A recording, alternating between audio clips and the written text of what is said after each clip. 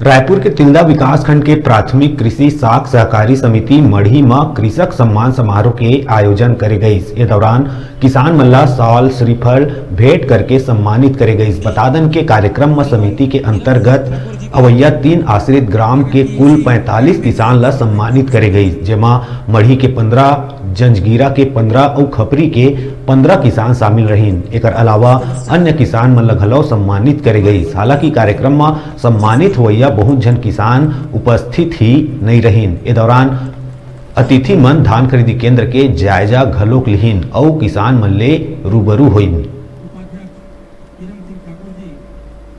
Block Congress committee Kharora के अध्यक्ष हुकुमलाल दास चतुर्वेदी जंजगीरा से, श्रीमान तुकाराम वर्मा ग्राम जंजगीरा के ही कृषक हैं और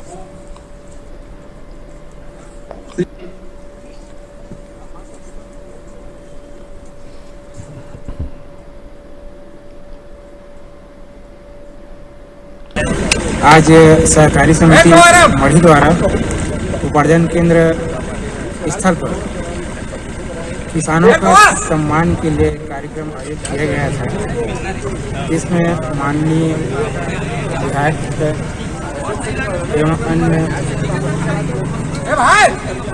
पदाधिकारी महोदय उपस्थित हुए थे। इस कार्यक्रम में आज हमारे कार्यक्षेत्र ग्राम के मढ़ी, जंजगीरा, खपरी तीनों गांव से 60 से 70 किसानों का सम्मान किया गया है।